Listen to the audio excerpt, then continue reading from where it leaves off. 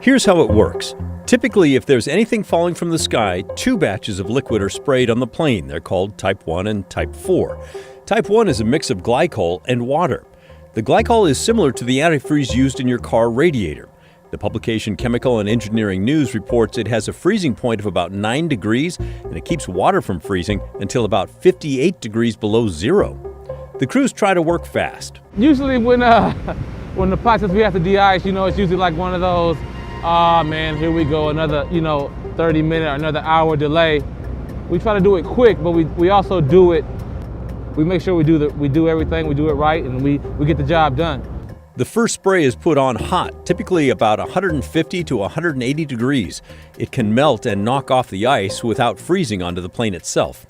It's important to get all the ice off the wings and the tail because even ice as thin as medium sandpaper can significantly increase drag and reduce lift, basically making it much harder for the plane to get in the air. So the job of the first de-icing team is to get everything off, returning the smooth flying surfaces. Here's a fun fact, by the way. This is done while passengers are on the plane, and the pilots temporarily close all the outside vents to keep the spray from getting into the passenger cabin. Type 1 is often mixed with an orange dye, so it's easy to see. How long does it last? Well, it depends.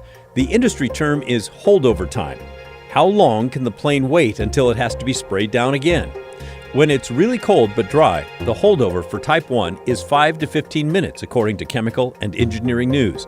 If the plane cannot get airborne that fast, it has to get de-iced all over again. The FAA publishes guidelines for pilots that calculate the temperature, what the weather is doing, what the plane's made of, to figure out that holdover time.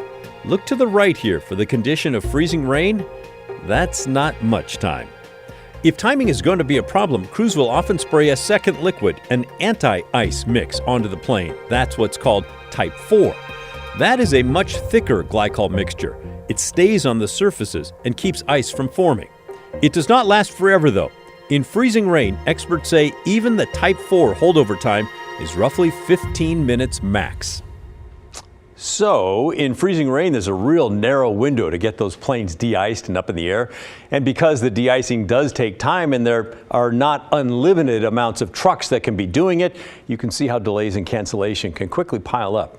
Once the planes are airborne, they have additional anti-ice systems that they use to knock the ice off the wings and the tail.